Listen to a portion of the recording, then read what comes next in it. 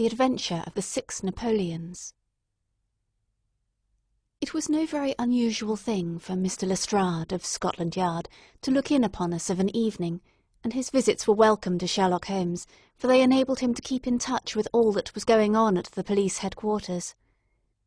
In return for the news which Lestrade would bring, Holmes was always ready to listen with attention to the details of any case upon which the detective was engaged, and was able occasionally, without any active interference, to give some hint or suggestion drawn from his own vast knowledge and experience.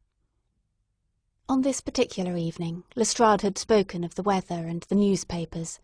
Then he had fallen silent, puffing thoughtfully at his cigar. Holmes looked keenly at him. "Anything remarkable on hand?" he asked. "Oh, no, Mr. Holmes, nothing very particular." "Then tell me about it." Lestrade laughed. "Well, Mr. Holmes, there's no use in denying that there is something on my mind, and yet it is such an absurd business that I hesitated to bother you about it. On the other hand, although it is trivial, it is undoubtedly queer, and I know that you have a taste for all that is out of the common, but, in my opinion, it comes more in Dr. Watson's line than ours." "Disease," said I. "Madness, anyhow. And a queer madness, too. You wouldn't think there was anyone living at this time of day who had such a hatred of Napoleon I that he would break any image of him that he could see." Holmes sank back in his chair. "That's no business of mine," said he. "Exactly, that's what I said. But then, when a man commits burglary in order to break images which are not his own, that brings it away from the doctor and on to the policeman." Holmes sat up again. "Burglary. This is more interesting. Let me hear the details." Lestrade took out his official notebook and refreshed his memory from its pages. "The first case was reported 4 days ago," said he. "It was at the shop of Morse Hudson, who has a place for the sale of pictures and statues in the Kensington Road. The assistant left the front shop for an instant when he heard a crash, and hurrying in he found a plaster bust of Napoleon, which stood with several other works of art upon the counter, lying shivered into fragments. He rushed out onto the road, but although several passers-by declared that they had noticed a man running out of the shop, he could neither see anyone nor could he find any means of identifying the rascal. It seemed to be one of those senseless acts of hooliganism which occur from time to time, and it was reported to the constable on the beat as such. The plaster cast was not worth more than a few shillings, and the whole affair appeared to be too childish for any particular investigation. The second case, however, was more serious and also more singular. It occurred only last night. In Kensington Road, and within a few hundred yards of Morse Hudson's shop, there lives a well-known medical practitioner named Dr. Barnicot, who has one of the largest practices upon the south side of the Thames. His residence and principal consulting room is at Kensington Road, but he has a branch surgery and dispensary at Lower Brixton Road, 2 miles away. This Dr. Barnicot is an enthusiastic admirer of Napoleon, and his house is full of books, pictures, and relics of the French Emperor. Some little time ago, he purchased from Morse Hudson 2 duplicate plaster casts of the famous head of Napoleon by the French sculptor Devine. One of these he placed in his hall in the house at Kensington Road, and the other on the mantelpiece of the surgery at Lower Brixton. Well, when Dr. Barnicot came down this morning, he was astonished to find that his house had been burgled during the night, but that nothing had been taken save the plaster head from the hall. It had been carried out and had been dashed savagely against the garden wall, under which its splintered fragments were discovered." Holmes rubbed his hands. "This is certainly very novel," said he. "I thought it would please you, but I have not got to the end yet. Dr. Barnicot was due at his surgery at 12 o'clock, and you can imagine his amazement when, on arriving there, he found that the window had been opened in the night, and that the broken pieces of his second bust were strewn all over the room. It had been smashed to atoms where it stood. In neither case were there any signs which could give us a clue as to the criminal or lunatic who had done the mischief. Now, Mr. Holmes, you have got the facts." "They are singular, not to say grotesque," said Holmes. "May I ask whether the 2 busts smashed in Dr. Barnicot's rooms were the exact duplicates of the one which was destroyed in Morse Hudson's shop?" "They were taken from the same mold." "Such a fact must tell against the theory that the man who breaks them is influenced by any general hatred of Napoleon. Considering how many hundreds of statues of the great emperor must exist in London, it is too much to suppose such a coincidence as that a promiscuous iconoclast should chance to begin upon 3 specimens of the same bust." "Well, I thought as you do," said Lestrade. "On the other hand, this Morse Hudson is the purveyor of busts in that part of London, and these 3 were the only ones which had been in his shop for years. So, although as you say there are many hundreds of statues in London, it is very probable that these 3 were the only ones in that district. Therefore, a local fanatic would begin with them. What do you think, Dr. Watson? There are no limits to the possibilities of monomania, I answered. There is the condition which the modern French psychologists have called the idée fixe, which may be trifling in character and accompanied by complete sanity in every other way. A man who had read deeply about Napoleon, or who had possibly received some hereditary family injury through the Great War, might conceivably form such an idée fixe, and under its influence be capable of any fantastic outrage. "That won't do, my dear Watson," said Holmes, shaking his head. "For no amount of idée fixe would enable your interesting monomaniac to find out where these busts were situated." "Well, how do you explain it?" "I don't attempt to do so. I would only observe that there is a certain method in the gentleman's eccentric proceedings. For example, in Dr. Barnicot's hall, where a sound might arouse the family, the bust was taken outside before being broken, whereas in the surgery, where there was less danger of an alarm, it was smashed where it stood. The affair seems absurdly trifling, and yet I dare call nothing trivial when I reflect that some of my most classic cases have had the least promising commencement. You will remember, Watson, how the dreadful business of the Abernethy family was first brought to my notice by the depth which the parsley had sunk into the butter upon a hot day. I can't afford, therefore, to smile at your 3 broken busts, Lestrade, and I shall be very much obliged to you if you will let me hear of any fresh development of so singular a chain of events." The development for which my friend had asked came in a quicker and an infinitely more tragic form than he could have imagined. I was still dressing in my bedroom next morning, when there was a tap at the door, and Holmes entered, a telegram in his hand. He read it aloud. "Come instantly. 131 Pitt Street, Kensington. Lestrade." "What is it, then?" I asked. "Don't know. Maybe anything. But I suspect it is the sequel of the story of the statues. In that case, our friend the image-breaker has begun operations in another quarter of London. There's coffee on the table, Watson, and I have a cab at the door." In half an hour we had reached Pitt Street, a quiet little backwater just beside one of the briskest currents of London life. Number 131 was one of a row, all flat-chested, respectable, and most unromantic dwellings. As we drove up, we found the railings in front of the house lined by a curious crowd. Holmes whistled. "By George, it's attempted murder at the least. Nothing less will hold the London message boy. There's a deed of violence indicated in that fellow's round shoulders and outstretched neck. What's this, Watson? The top steps swilled down and the other ones dry? Footsteps enough, anyhow. Well, well, there's Lestrade at the front window, and we shall soon know all about it." The official received us with a very grave face, and showed us into a sitting-room, where an exceedingly unkempt and agitated elderly man, clad in a flannel dressing-gown, was pacing up and down. He was introduced to us as the owner of the house, Mr. Horace Harker, of the Central Press Syndicate. "It's the Napoleon bust business again," said Lestrade. "You seemed interested last night, Mr. Holmes, so I thought perhaps you would be glad to be present now that the affair has taken a very much graver turn." "What has it turned to, then?" "To murder.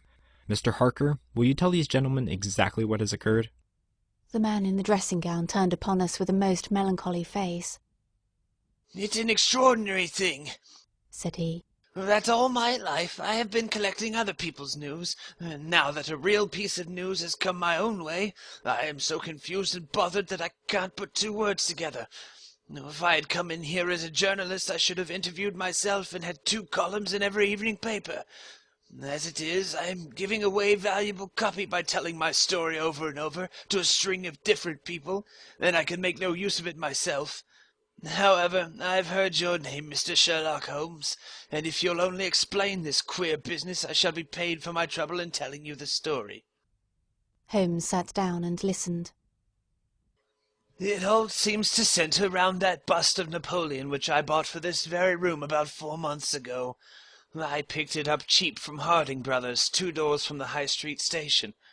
A great deal of my journalistic work is done at night, and I often write until the early morning. So it was today. I was sitting in my den, which is at the back of the top of the house, about 3 o'clock, when I was convinced that I heard some sounds downstairs. I listened, but they were not repeated, and I concluded that they came from outside. Well, then suddenly, about 5 minutes later, there came the most horrible yell, or the most dreadful sound, Mr. Holmes, that ever I heard. It will ring in my ears as long as I live. I sat frozen with horror for a minute or two. Then I seized the poker and went downstairs. When I entered this room, I found the window wide open, and I at once observed that the bust was gone from the mantelpiece. Why any burglar should take such a thing passes my understanding, for it was only a plaster cast and of no real value whatever. You can see for yourself that anyone going out through that open window could reach the front doorstep by taking a long stride. This was clearly what the burglar had done, so I went round and opened the door. Stepping out into the dark, I nearly fell over a dead man who was lying there. I ran back for a light, and there was the poor fellow, a great gash in his throat, and the whole place swimming in blood. He lay on his back, his knees drawn up, and his mouth horribly open. Oh, I shall see him in my dreams. I had just time to blow on my police whistle, and then I must have fainted, for I knew nothing more until I found the policeman standing over me in the hall. Well, who was the murdered man? Asked Holmes. There's nothing to show who he was, said Lestrade. You shall see the body at the mortuary, but we have made nothing of it up to now. He is a tall man, sunburned, very powerful, and not more than 30. He is poorly dressed, and yet does not appear to be a laborer. A horn-handled clasp knife was lying in a pool of blood beside him. Whether it was the weapon which did the deed, or whether it belonged to the dead man, I do not know. There was no name on his clothing, and nothing in his pockets save an apple, some string, a shilling map of London, and a photograph. Here it is. It was evidently taken by a snapshot from a small camera. It represented an alert, sharp-featured simian man, with thick eyebrows and a very peculiar projection of the lower part of the face, like the muzzle of a baboon. And what has become of the bust? Asked Holmes, after a careful study of this picture. We had news of it just before you came. It had been found in the front garden of an empty house in Camden House Road. It was broken into fragments. I'm going round now to see it. Will you come? Certainly. I must just take one look around. He examined the carpet and the window. The fellow had either very long legs or was a most active man, said he. With an area beneath, it was no mean feat to reach that window ledge and open the window. Getting back was comparatively simple. Are you coming with us to see the remains of your bust, Mr. Harker? The disconsolate journalist had seated himself at a writing table. I must try and make something of it, said he. I have no doubt that the first editions of the evening papers are out already with full details. That's like my luck.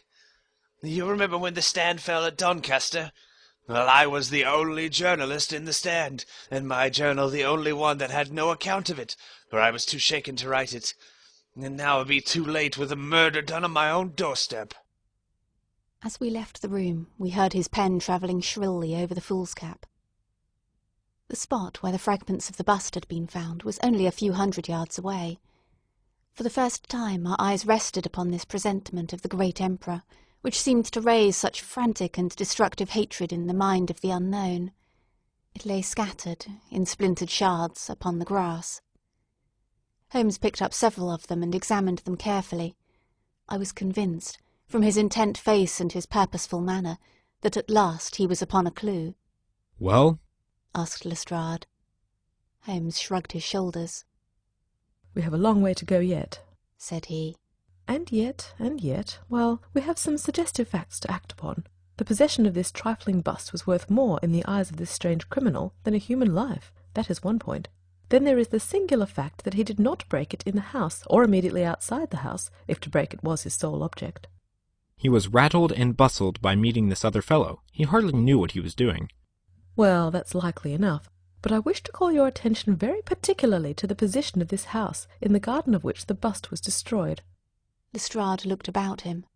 It was an empty house, and so he knew that he would not be disturbed in the garden. Yes, but there is another empty house further up the street which he must have passed before he came to this one. Why did he not break it there, since it is evident that every yard that he carried it increased the risk of someone meeting him? I give it up, said Lestrade. Holmes pointed to the street lamp above our heads. He could see what he was doing here, and he could not there. That was his reason. By Jove, that's true, said the detective. Now that I come to think of it, Dr. Barnicott's bust was broken not far from his red lamp. Well, Mr. Holmes, what are we to do with that fact? To remember it, to docket it. We may come on something later which will bear upon it. What steps do you propose to take now, Lestrade? The most practical way of getting at it, in my opinion, is to identify the dead man. There should be no difficulty in that. When we have found who he is and who his associates are, we should have made a good start in learning what he was doing in Pitt Street last night, and who it was who met him and killed him at the doorstep of Mr. Horace Harker. Don't you think so? No doubt, and yet it is not quite the way in which I should approach the case. What would you do then? Oh, you must not let me influence you in any way. I suggest that you go on your line and I on mine. We can compare notes afterwards, and each will supplement the other. Very good, said Lestrade. If you are going back to Pitt Street, you might see Mr. Horace Harker. Tell him for me that I have quite made up my mind, and that it is certain that a dangerous homicidal lunatic with Napoleonic delusions was in his house last night. It will be useful for his article. Lestrade stared. You don't seriously believe that? Holmes smiled. Don't I? Well, perhaps I don't. But I am sure that it will interest Mr. Horace Harker and the subscribers of the Central Press Syndicate. Now, Watson, I think that we shall find that we have a long and rather complex day's work before us. I should be glad, Lestrade, if you could make it convenient to meet us at Baker Street at 6 o'clock this evening. Until then, I should like to keep this photograph, found in the dead man's pocket. It is possible that I may have to ask your company and assistance upon a small expedition which will have to be undertaken tonight, if my chain of reasoning should prove to be correct. Until then, good-bye, and good luck. Sherlock Holmes and I walked together to the High Street, where we stopped at the shop of Harding Brothers, whence the bust had been purchased. A young assistant informed us that Mr. Harding would be absent until afternoon, and that he was himself a newcomer who could give us no information. Holmes's face showed his disappointment and annoyance. Well, well, we can't expect to have it all our own way, Watson, he said at last. We must come back in the afternoon, if Mr. Harding will not be here until then. I am, as you have no doubt surmised, endeavouring to trace these busts to their source, in order to find if there is not something peculiar which may account for their remarkable fate. Let us make for Mr. Morse Hudson of the Kennington Road, and see if he can throw any light upon the problem. A drive of an hour brought us to the picture dealer's establishment. He was a small, stout man, with a red face and a peppery manner. "Yes, sir. On my very counter, sir," said he. "What we pay rates and taxes for, I don't know, when any ruffian can come in and break one's goods. Yes, sir, it was I who sold Dr. Barnicot his 2 statues. Disgraceful, sir. A nihilist plot, that's what I make it. No one but an anarchist would go about breaking statues. Red Republicans, that's what I call 'em. Who did I get the statues from? I don't see what that has to do with it. Well, if you really want to know, I got them from Galder & Company in Church Street, Stepney. They are a well-known house in the trade, and have been these 20 years. How many had I? 3, 2, and 1. A 3, 2 of Dr. Barnicot's, and 1 smashed in broad daylight on my own counter. Do you know that photograph? No, I don't. Yes, I do, though. Why, it's Beppo. He was a kind of Italian piece workman who made himself useful in the shop. He could carve a bit, and gild and frame, and do odd jobs.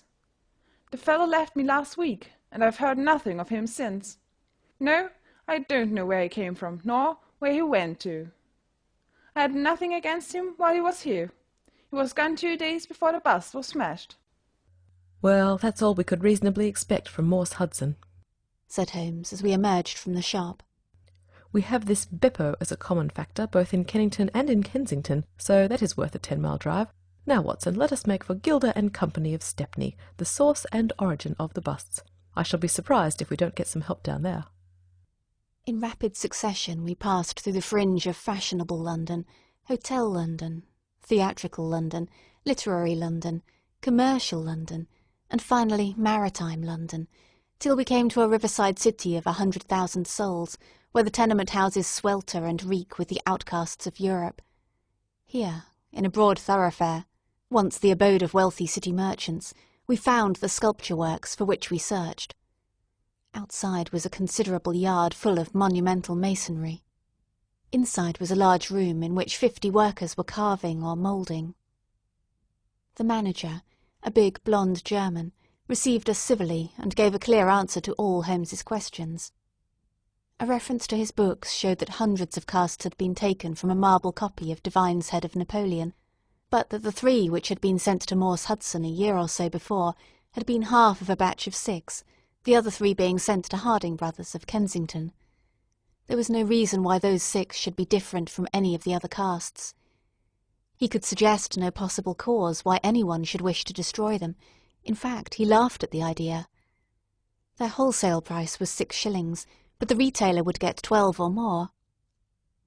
The cast was taken in 2 moulds from each side of the face, and then these 2 profiles of plaster of Paris were joined together to make the complete bust. The work was usually done by Italians, in the room we were in. When finished, the busts were put on a table in the passage to dry, and afterwards stored. That was all he could tell us. But the production of the photograph had a remarkable effect upon the manager. His face flushed with anger, and his brows knotted over his blue Teutonic eyes. "Ah, the rascal!" he cried. "Yes, indeed, I know him very well. This has always been a respectable establishment, and the only time we have ever had the police in, it was over this very fellow. It was more than a year ago now. He knifed another Italian in the street, and then he came to the works with the police on his heels, and he was taken here. Beppo was his name. His second name I never knew. Served me right for engaging with a man with such a face. But he was a good workman, one of the best." "What did he get?" "The man lived, and he got off with a year. I have no doubt he is out now, but he has not dared show his nose here. We have a cousin of his here, and I dare say he could tell you where he is." "No, no," cried Holmes. "Not a word to the cousin, not a word, I beg of you. The matter is very important, and the further I go with it, the more important it seems to grow. When you referred to your ledger in the sale of those casts, I observed that the date was June 3rd of last year. Could you give me the date when Beppo was arrested?" "I could tell you roughly by the pay list," the manager answered. "Yes," he continued, after some turning over of pages. "He was paid last on May 20th. "Thank you," said Holmes. "I don't think that I need intrude upon your time and patience any more." With a last word of caution that he should say nothing as to our researches, we turned our faces westward once more. The afternoon was far advanced before we were able to snatch a hasty luncheon at a restaurant. A newsbill at the entrance announced "Kensington Outrage, Murder by a Madman," and the contents of the paper showed that Mr. Horace Harker had got his account into print after all. 2 columns were occupied with a highly sensational and flowery rendering of the whole incident. Holmes propped it against the cruet stand and read it while he ate. Once or twice he chuckled. "This is all right, Watson," said he. "Listen to this.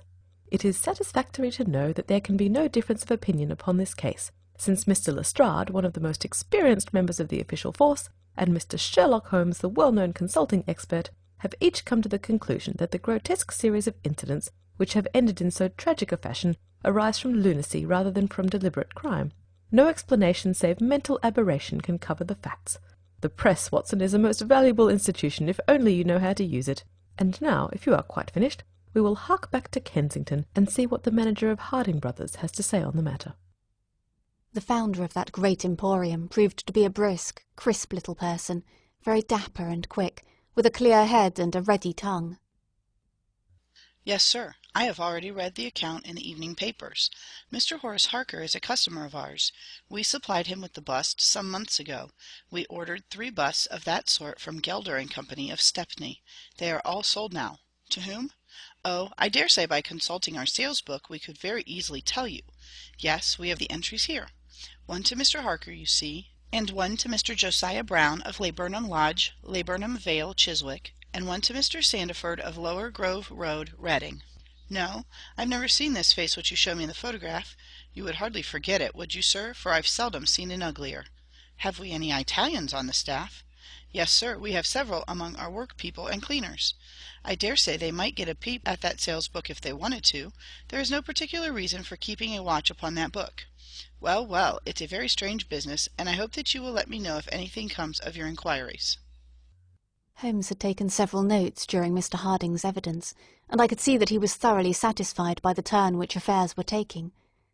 He made no remark, however, save that, unless we hurried, we should be late for our appointment with Lestrade. Sure enough, when we reached Baker Street, the detective was already there, and we found him pacing up and down in a fever of impatience. His look of importance showed that his day's work had not been in vain. "Well," he asked, "what luck, Mr. Holmes?" "We have had a very busy day, and not entirely a wasted one," my friend explained. "We have seen both the retailers and also the wholesale manufacturers. I can trace each of the busts now from the beginning." "The busts!" cried Lestrade. "Well, well, you have your own methods, Mr. Sherlock Holmes, and it's not for me to say a word against them. But I think I have done a better day's work than you. I have identified the dead man."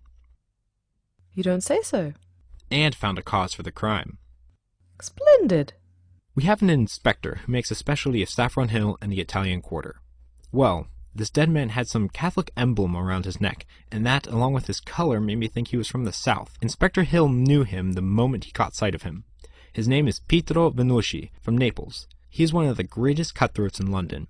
He is connected with the Mafia, which, as you know, is a secret political society enforcing its decrees by murder. Now you see how the affair begins to clear up. The other fellow is probably an Italian also, and a member of the Mafia. He has broken the rules in some fashion. Pietro is set upon his track. Probably the photograph we found in his pocket is the man himself, so that he may not knife the wrong person. He dogs the fellow, he sees him enter a house, he waits outside for him, and in the scuffle he receives his own death wound. How was that, Mr. Sherlock Holmes?" Holmes clapped his hands approvingly. "Excellent, Lestrade, excellent," he cried. "But I didn't quite follow your explanation of the destruction of the busts." "The busts! You can never get those busts out of your head. After all, that is nothing. Petty larceny, 6 months at the most. It is the murder that we are really investigating, and I tell you I am gathering all the threads into my hands." "And the next stage?" "It is a very simple one. I shall go down to the hill, to the Italian Quarter, find the man whose photograph we have got, and arrest him on the charge of murder. Will you come with us?" "I think not. I fancy we can attain our end in a simpler way. I can't say for certain, because it all depends upon a factor which is completely outside our control, but I have great hopes. In fact, the betting is exactly 2 to 1, that if you will come with us tonight, I shall be able to help you lay him by the heels." "In the Italian Quarter?" "No, I fancy Chiswick is an address which is more likely to find him. If you will come with me to Chiswick tonight, Lestrade, I'll promise to go to the Italian Quarter with you tomorrow, and no harm will be done by the delay. And now I think that a few hours' sleep would do us all good, and I do not propose to leave before 11 o'clock, and it is unlikely that we shall be back before morning. You'll dine with us, Lestrade, and then you are welcome to the sofa until it is time for us to start. In the meantime, Watson, I should be glad if you would ring for an express messenger, for I have a letter to send, and it is important that it should go at once." Holmes spent the evening in rummaging among the files of the old daily papers with which one of our lumber rooms was packed. When at last he descended, it was with triumph in his eyes, but he said nothing to either of us as to the result of his researches.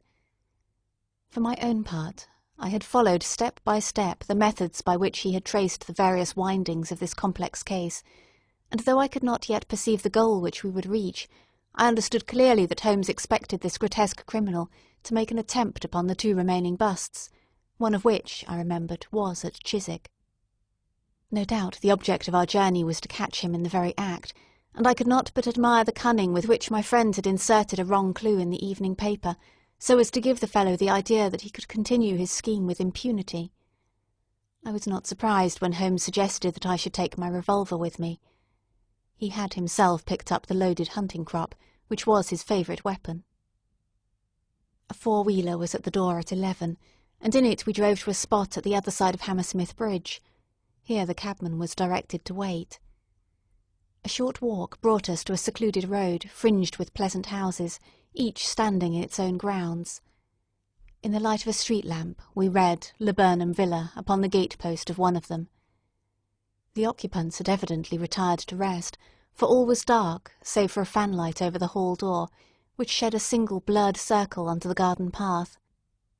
The wooden fence which separated the grounds from the road threw a dense black shadow upon the inner side, and it was here that we crouched. "I fear that we'll have a long wait," Holmes whispered. "We may thank our stars it is not raining. I don't think we can even venture to smoke to pass the time. However, it's a 2 to 1 chance that we get something to pay us for our trouble." It proved, however, that our vigil was not to be so long as Holmes had led us to fear, and it ended in a very sudden and singular fashion. In an instant, without the least sound to warn us of his coming, the garden gate swung open, and a lithe, dark figure, as swift and active as an ape, rushed up the garden path. We saw it whisk past the light thrown from over the door and disappear against the black shadow of the house. There was a long pause, during which we held our breath, and then a very gentle creaking sound came to our ears. The window was being opened. The noise ceased, and again there was a long silence. The fellow was making his way into the house. We saw the sudden flash of a dark lantern inside the room. What he sought was evidently not there, for again we saw the flash through another blind, and then through another. "Let us get to the open window. We will nab him as he climbs out," Lestrade whispered. But before we could move, the man had emerged again. As he came out into the glimmering patch of light, we saw that he carried something white under his arm. He looked stealthily all round him. The silence of the deserted street reassured him. Turning his back upon us, he laid down his burden, and the next instant there was the sound of a sharp tap, followed by a clatter and rattle. The man was so intent upon what he was doing that he never heard our steps as we stole across the grass plot. With the bound of a tiger, Holmes was on his back, and an instant later Lestrade and I had him by either wrist, and the handcuffs had been fastened. As we turned him over, I saw a hideous, sallow face, with writhing, furious features, glaring up at us, and I knew that it was indeed the man of the photograph whom we had secured. But it was not our prisoner to whom Holmes was giving his attention. Squatted on the doorstep, he was engaged in most carefully examining that which the man had brought from the house. It was a bust of Napoleon, like the one which we had seen that morning, and it had been broken into similar fragments. Carefully, Holmes held each separate shard to the light, but in no way did it differ from any other shattered piece of plaster. He had just completed his examination when the hall lights flew up, the door opened, and the owner of the house, a jovial, rotund figure in shirt and trousers, presented himself. "Mr. Josiah Brown, I suppose?" said Holmes. "Yes, sir. And you, no doubt, are Mr. Sherlock Holmes?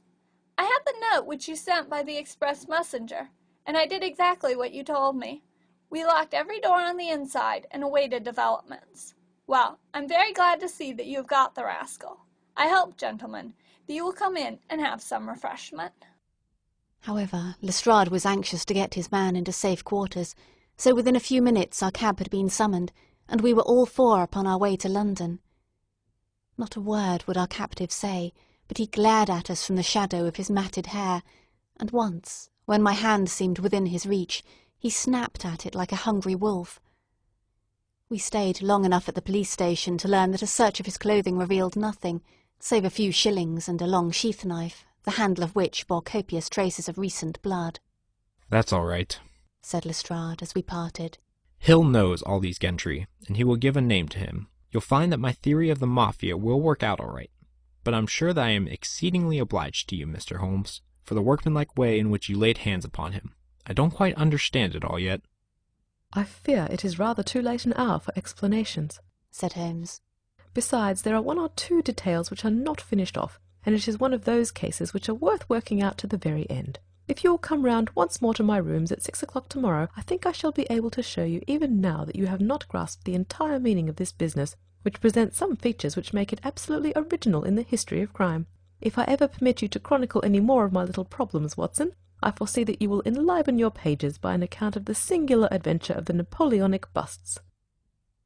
When we met again next evening, Lestrade was furnished with much information concerning our prisoner. His name, it appeared, was Beppo, second name unknown. He was a well-known ne'er-do-well among the Italian colony. He had once been a skilful sculptor, and had earned an honest living, but he had taken to evil courses and had twice already been in jail, once for a petty theft, and once, as we had already heard, for stabbing a fellow countryman. He could talk English perfectly well. His reasons for destroying the busts were still unknown, and he refused to answer any questions upon the subject, but the police had discovered that these same busts might very well have been made by his own hands, since he was engaged in this class of work at the establishment of Gelder and Company. To all this information, much of which we already knew, Holmes listened with polite attention, but I, who knew him so well, could clearly see that his thoughts were elsewhere, and I detected a mixture of mingled uneasiness and expectation beneath that mask which he was wont to assume. At last he started in his chair, and his eyes brightened. There had been a ring at the bell. A minute later we heard steps upon the stairs, and an elderly red-faced man with grizzled side-whiskers was ushered in. In his right hand he carried an old-fashioned carpet-bag, which he placed upon the table. "Is Mr. Sherlock Holmes here?" My friend bowed and smiled. "Mr. Sandford, of reading, I suppose?" said he. "Yes, sir. I fear that I'm a little late, but the trains were awkward. You wrote to me about a bus that is in my possession?" "Exactly." "I have your letter here. You said, 'I desire to possess a copy of Divine's Napoleon, and am prepared to pay you £10 for the one which is in your possession.' Is that right?" "Certainly." "I was very much surprised at your letter, for I could not imagine how you knew I owned such a thing." Of course you must have been surprised, but the explanation is very simple. Mr. Harding of Harding Brothers said that they had sold you their last copy, and he gave me your address. "Oh, was that it? Did he tell you I paid for it?" "No, he did not." "Well, I'm an honest man, though not a very rich one. I only gave 15 shillings for the bust, but I think you ought to know that before I take £10 from you." "I am sure the scruple does you honour, Mr. Sandford, but I have named that price, and I intend to stick to it." "Well, it is very handsome of you, Mr. Holmes. I brought the bust up with me, as you asked. Here it is." He opened his bag, and at last we saw placed upon our table a complete specimen of that bust which we had already seen more than once in fragments. Holmes took a paper from his pocket and laid a £10 note upon the table. "You will kindly sign that paper, Mr. Sandford, in the presence of these witnesses. It is simply to say that you transfer every possible right that you ever had in the bust to me. I am a methodical man, you see, and you never know what turn events might take afterwards. Thank you, Mr. Sandford. Here is your money, and I wish you a very good evening." When our visitor had disappeared, Sherlock Holmes's movements were such as to rivet our attention. He began by taking a clean white cloth from a drawer and laying it over the table. Then he placed his newly acquired bust in the centre of the cloth. Finally, he picked up his hunting crop and struck Napoleon a sharp blow on the top of the head. The figure broke into fragments, and Holmes bent eagerly over the shattered remains. Next instant, with a loud shout of triumph, he held up one splinter, in which a round, dark object was fixed like a plum in a pudding. "Gentlemen," he cried, "let me introduce you to the famous Black Pearl of the Borgias." Lestrade and I sat silent for a moment, and then, with a spontaneous impulse, we both broke out clapping, as at the well-wrought crisis of a play. A flush of colour sprang to Holmes's pale cheeks, and he bowed to us like the master dramatist who receives the homage of his audience. It was at such moments that for an instant he ceased to be a reasoning machine, and betrayed his human love for admiration and applause. The same singularly proud and reserved nature, which turned away with disdain from popular notoriety, was capable of being moved to its depths by spontaneous wonder and praise from a friend. "Yes, gentlemen," said he, "it is the most famous pearl now existing in the world, and it has been my good fortune by a connected chain of inductive reasoning to trace it from the Prince of Cologne's bedroom in the Dacre Hotel, where it was lost, to the interior of this, the last of the 6 busts of Napoleon which were manufactured by Gelder and Company of Stepney. You will remember, Lestrade, the sensation caused by the disappearance of this valuable jewel, and the vain efforts of the London police to recover it. I was myself consulted upon the case, but I was unable to throw any light upon it. Suspicion fell upon the maid of the princess, who was an Italian, and it was proved that she had a brother in London, but we failed to trace any connection between them. The maid's name was Lucretia Venucci, and there is no doubt in my mind that this Pietro, who was murdered 2 nights ago, was the brother.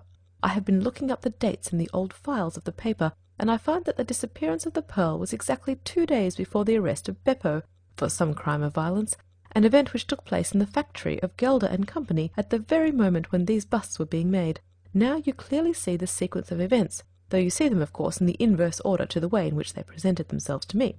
Beppo had the pearl in his possession. He may have stolen it from Pietro, he may have been Pietro's confederate, he may have been the go-between of Pietro and his sister. It is of no consequence to us which is the correct solution. The main fact is that he had the pearl, and at that moment when it was on his person he was pursued by the police. He made for the factory in which he worked, and he knew that he had only a few minutes in which to conceal this enormously valuable prize. which would otherwise be found on him when he was searched. 6 plaster casts of Napoleon were drying in the passage. One of them was still soft. In an instant Beppo, the skilful workman, made a small hole in the wet plaster, dropped in the pearl, and with a few touches covered over the aperture once more. It was an admirable hiding-place. No one could possibly find it. But Beppo was condemned to a year's imprisonment, and in the meanwhile his 6 busts were scattered all over London. He could not tell which contained his treasure. Only by breaking them could he see. Even shaking them would tell him nothing, for the plaster was wet, and it was probable that the pearl would adhere to it, as in fact it has done. Beppo did not despair. He conducted his search with considerable ingenuity and perseverance. Through a cousin who works with Gelder, he found out the retail firms who had bought the busts. He managed to find employment with Morse-Hudson, and in that way tracked down 3 of them. The pearl was not there. Then, with the help of some Italian employee, he succeeded in finding out where the other 3 busts had gone. The first was at Harker's. There he was dogged by his confederate, who held Beppo responsible for the loss of the pearl, and he stabbed him in the scuffle which followed.